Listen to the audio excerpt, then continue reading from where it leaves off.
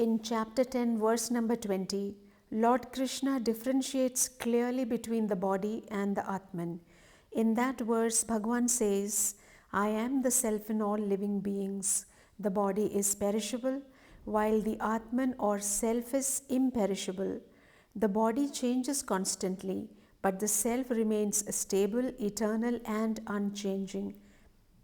Just as we cannot perceive the speed of an aeroplane in the vast, objectless sky, we similarly cannot experience change without a constant point of reference. In this case, the Atman serves as that stable, immutable essence which enables us to perceive the transformations occurring within our body, mind, and intellect.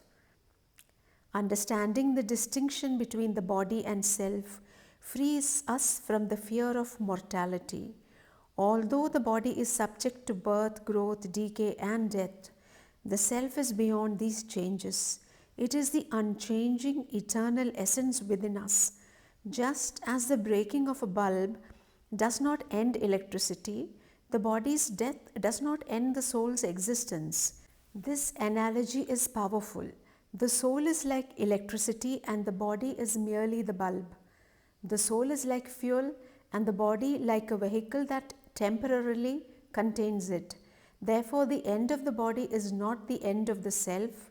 This is why death is often referred to as dehant or the end of the body. Krishna's use of plural for bodies and singular for the soul underscores this point through language itself, emphasizing that the soul is one and constant, while the bodies are many and temporary. Since childhood, our body, mind, and intellect have transformed in countless ways, yet something within us remains unchanged.